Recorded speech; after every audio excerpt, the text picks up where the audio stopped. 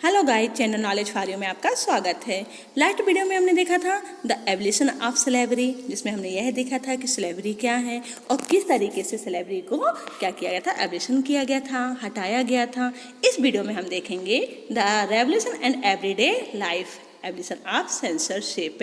तो जो रेवोल्यूशन के समय फ्रांस की जो सिटीजन थे उनकी एवरीडे लाइफ कैसी थी, है ना, इस पर हम डिस्कस करेंगे। और साथ में यह भी देखेंगे कि जो सेंसरशिप था उसे किस तरीके से हटाया गया था। तो चलिए देखते हैं। One important law that came into effect soon after the storming of the Bastille in the summer of 1789 was the abolition of censorship। तो एक्चुअल क्या था कि जो फ्रांस था, फ्रांस की सिटीजन जो थी वो क्या कर रही थी, रेवोल्यूशन कर रही थी, है ना। अभी ये कहा जाता है कि जैसे कि मान लीजिए कि जो पब्लिक है ना, जो पीपल हैं, तो किस तरीके के जो क्लॉथ वियर कर रहे हैं और जो उनकी लैंग्वेज है स्पीक करने की वो क्या है, जो बुक्स वो रीड कर रहे हैं, तो वो जो चीज़ें हैं, क्या इन सारी चीज़ों से, इन सब की चेंजिंग से क्या कोई पॉलिटिक्स में भी चेंज हो सकता है। तो फ्रांस में क्या हुआ था कि जो 1789 था, तो 1789 में मैन वीमेन और जो चिल्ड्रेन थे तो उनकी लाइफ में एक बड़ा सा चेंजिंग आ रहा था, बड़ा चेंजेस हो रहा था, है ना, क्योंकि रेवोल्यूशन हो रही थी, क्रांति हो रही थी। और क्रांति किस लिए हो रही थी, क्योंकि जो उनको बेसिक नीड थी वो चाहिए थी, उसके लिए वो क्या कर रहे थे, वो रेवोल्यूशन कर रहे थे। और जो रेवोल्यूशनरी गवर्नमेंट थी, ठीक है, तो उन्होंने भी क्या किया था, उन्होंने भी एक ऐसा लॉ पास किया था जिसमें उन्होंने सभी सिटीजन्स के लिए लिबर्टी एंड इक्वलिटी सभी कुछ उन्होंने उसमें शामिल किया हुआ था। तो अब यहाँ पर कहा गया है कि जो बास्टिल का जो फोर्ट था, जब उसे डिमोलिश किया गया था 1789 में, तो उस समय एक लॉ और चला करता था। वो लॉ था सेंसरशिप का। कौन सा लॉ था? सेंसरशिप का। अभी सेंसरशिप क्या होता है? तो जो सेंसरशिप है उसका मीन्स होता है कि जैसे कि मान लीजिए हमारे कोई थॉट हैं, कोई व्यूज हैं, कोई हमारे आइडियाज़ हैं, तो उन आइडियाज़ को हम दूसरों को बताएंगे या हम दूसरों को पर अभिव्यक्त करेंगे, तो उस पर क्या थी, पाबंदी लगी थी, है ना। क्या लगा हुआ था? रोक लगी हुई थी। मतलब जो वहाँ के किंग थे फ्रांस के, तो यदि उनको लगता है कि ये जो व्यूज आ रहे हैं या फिर ये जो आइडियाज़ हैं तो ये हमारे खिलाफ हैं, ये हमारे अपोजिट जा रहे हैं, तो पब्लिक क्या करेगी, इससे क्या हो जाएगी, भड़क जाएगी, है ना, रेवोल्यूशन शुरू हो जाएगा। तो जितने भी थॉट थे, जितने भी आइडियाज़ थे, तो उसके लिए जो किंग था तो उसके सेंसर ऑफिसर जो थे, तो उन ऑफिसर के थ्रू पहले यह चेक किया जाता था कि यह आइडियाज़, यह व्यूज़ पब्लिक के बीच में भेजना चाहिए या नहीं। तो इस तरीके से उसको क्या किया जाता था, छांटा बीना जाता था, है ना, कटिंग कर दी जाती थी। कुल मिला के ये कहा जाए कि जो आइडियाज़ हुआ करते थे तो उनमें छटनी कर दी जाती थी कि ये आइडियाज़ पब्लिक के बीच में पब्लिश किए जा सकते हैं। तो in the old regime all written material and culture activities, books, newspapers, plays could be published or performed only after they had been approved by the censors of the king। तो यही बताया गया है कि जो किंग के sensor officer होते थे तो वो न्यूज़पेपर हो गया, प्लेस हो गया, बुक्स हो गई, तो उनमें जो भी आइडियाज़ थे तभी पब्लिश हुआ करते थे जब ये लोग चाहते थे कि हाँ ये पब्लिश करने के लायक है। मतलब कि जो सिटीजन थे वो अपने विचारों को, अपने आइडियाज़ को, है ना, एक दूसरों तक नहीं पहुंचा सकते थे। और पहुंचा भी सकते थे तो कब? जब सेंसर उनको परमिशन दे देता था। जब सेंसर से परमिशन मिल जाती थी तो उसको वो पब्लिश कर सकते थे। तो वो है ना, जो थॉट हुआ करते थे, जो व्यूज़ हुआ करते थे, जो आइडियाज़ हुआ करते थे, तो वो कभी भी किंग के अपोजिट नहीं होते थे। किंग के अपोजिट होंगे तो सेंसरशिप क्या कर दिया जाएगा, जो व्यूज होंगे वो क्या कर दिए जाएंगे, वो सेंसर कर दिए जाएंगे, काट दिए जाएंगे, हटा दिए जाएंगे, है ना। तो इस तरीके से सेंसरशिप लागू था। अब क्या हुआ, तो 1789 में उसको क्या कर दिया गया, उस सेंसरशिप को हटा दिया गया। अब जब वो हट आएगा, वो कानून हट गया, वो लॉ हट गया, तब क्या हुआ, तो now the declaration right of man and citizen proclaimed freedom of speech and expression to be a natural right. तो जब सेंसरशिप की समाप्ति हो गई, सेंसरशिप समाप्त हो गया, तो अब क्या था, अब यह था कि लोगों के पास फ्रीडम हो गया, वो अपने आइडियाज़ को एक से दूसरी जगह फैला सकते थे, अपनी बात को एक जगह से दूसरी जगह रख सकते थे, है ना, जो उनके व्यूज़ थे, जो उनके थॉट थे। तो अब वो newspapers, pamphlet, books and printed pictures flooded the towns of France from where they travelled repeatedly into the country side.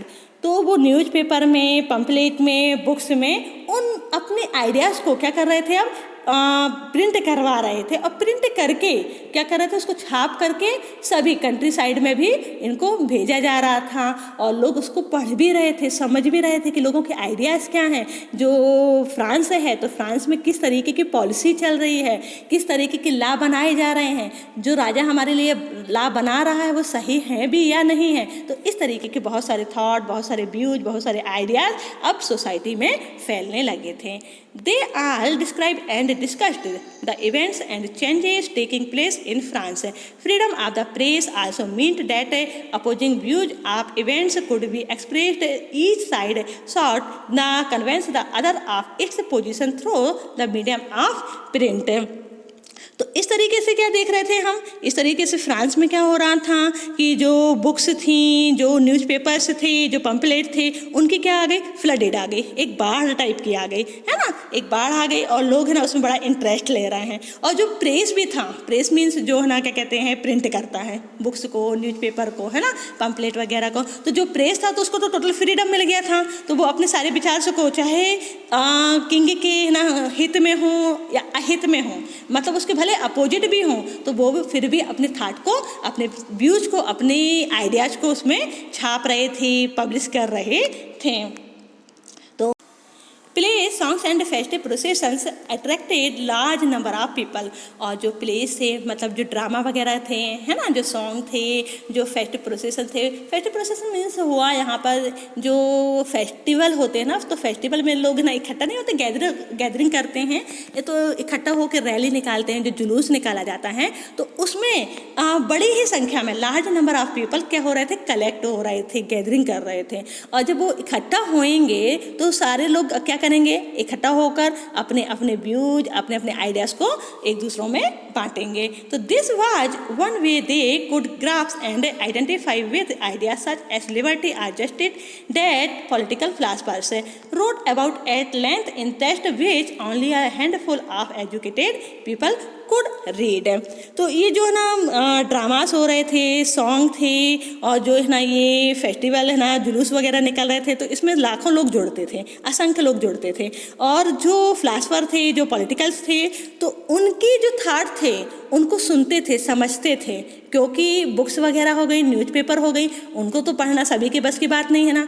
जो पढ़े लिखे लोग होंगे सिर्फ बुक्स वही उनको समझ में आएगी, जो एजुकेटेड लोग होंगे तो बुक तो सिर्फ उनके काम की थी। लेकिन जब बड़ी बड़ी है ना सभाएं हुआ करती थी, है ना, असेंबली हॉल में लोग बैठा करते थे, दूसरों के विचार को सुनते थे, उनको समझते थे, तो लोगों को लगता था कि हाँ, ये जो थॉट आ रहे हैं, ये जो आइडियाज आ रहे हैं, ये हमारे भले के लिए हैं। तो इस तरीके से क्या हो रहा था, जो प्रिंट हो रहा था, जो प्रेस हो रहा था, जो न्यूज़पेपर वगैरह थे, इनके थ्रू भी रेवोल्यूशन फ्रांस में आ रही थी। तो इस तरीके से हमने क्या देखा, प्रेस जो था, जो ना प्रिंटेड मीडिया था, तो वो किस तरीके से फ्रांस में रेवोल्यूशन को फैला रहा था। अब हम यहाँ लिख लेते हैं conclusion. In 1804 Napoleon Bonaparte crowned himself emperor of France. तो जो नेपोलियन था, नेपोलियन ने अपने आप को 84 में क्या किया था, 1804 में खुद को फ्रांस का किंग, एम्परर घोषित कर दिया। ठीक, he set out to conquer neighboring European countries, dispossessing, dynastying and creating kingdoms where he placed members of his family. Napoleon saw his role as a modernizer of Europe. तो Napoleon का आपने देखा था, आपको याद होगा लास्ट वीडियो में हमने देखा था कि जब है ना नेशनल असेंबली जो थी, तो नेशनल असेंबली के बाद उसको कन्वेंशन में कन्वर्ट किया गया था, और कन्वेंशन के बाद जब कन्वेंशन की गवर्नमेंट थी तो उसमें भी क्या हो रहा था, उसमें रॉबेस्पियर को क्या किया था, गिलोटिन में चढ़ा दिया गया था। और उसके बाद डायरेक्टरी ऑफ फ्रांस, फ्रांस में एक डायरेक्टरी का रूल आया था। तो डायरेक्टरी में भी क्या हो रहा था, बार बार क्लैशिंग हो रही थी, लड़ाई झगड़े चल रहे थे, और डायरेक्टरी को भी समाप्त करके नेपोलियन बोनापार्ट ने क्या किया था, अपने आप को फ्रांस का एम्परर घोषित किया। और साथ में उसने क्या किया, उसने कॉन्कर नेबरिंग यूरोपियन कंट्रीज, जो यूरोपियन कंट्रीज थी तो उनको जीतना शुरू कर दिया, और उन्हें जीत कर उसने अपने ही फैमिली के जो मेंबर थे, उनके जो रिश्तेदार थे, उनको वहाँ का किंग घोषित किया, और इस तरीके से उसने यूरोपियन कंट्रीज में भी कब्जा करना शुरू कर दिया। और नेपोलियन को क्या माना जाता है, नेपोलियन को माना जाता है कि जो नेपोलियन है वो है मॉडर्नाइजर है, कहाँ का, यूरोप का उसे मॉडर्नाइजर माना जाता है। He introduced many laws such as the protection of private property and a unified system of weights and measures provided by the decimal system।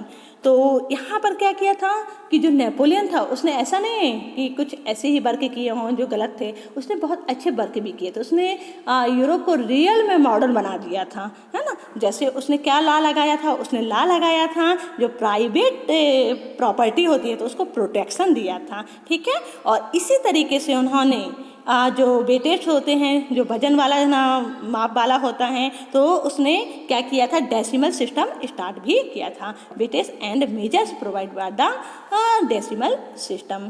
तो initially many saw Napoleon as a liberator who would win freedom for the people. तो जो people थे वहाँ के, जो ना citizen थे, तो उन्हें क्या लगने लगा था, तो उन्हें शुरू में लगा कि जो नेपोलियन है तो वो हमारे लिए क्या, हमारा मुक्तिदाता बन के आया है, ये हमको लिबर्टी प्रदान करेगा, ये हमको स्वतंत्रता प्रदान करेगा, ये हमें न्याय प्रदान करेगा। तो इस तरीके से नेपोलियन को क्या मानते थे वो लोग, मुक्तिदाता मानने लगे थे। लेकिन बहुत जल्दी ही उनकी जो ये सोच थी वो कन्वर्ट किस में हो गई कि नहीं, हम लोग गलत सोचते थे। तो what soon the Napoleon armies came to be viewed everywhere as an invading force. He was finally defeated at Waterloo in 1815। और बहुत जल्दी पब्लिक को पता चला कि नहीं, ये तो सिर्फ क्या कर रहा है, ये फ्रांस में अपनी पूरी सत्ता को फैलाना चाहता है।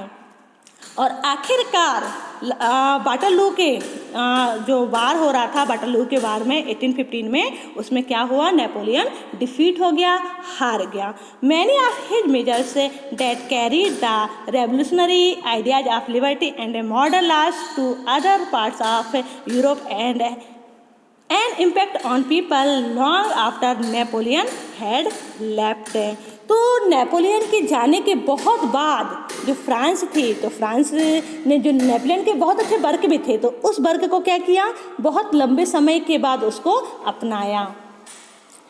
The ideas of liberty and democratic rights were the most important legacy of the France Revolution. These spread from France to the rest of Europe during the 19th century, where feudal systems were abolished. तो यहाँ पर बताया गया है कि जो स्वतंत्रता है, जो जनवादी अधिकार थे, तो जो फ्रांसीसी रेवोल्यूशन थी, तो उसमें एक क्या है, ये important legacy of France revolution, मतलब बहुत ही इम्पॉर्टेंट रोल अदा किए हैं। और ये जो विचार थे, ये जो इनके थॉट थे, वो कब फैलना शुरू हुए थे, ये 19th सेंचुरी में फैलना शुरू हुए थे। और ये फैल कर सिर्फ फ्रांस तक में नहीं, यूरोप के बाहर भी अब फैलना शुरू हो गए थे।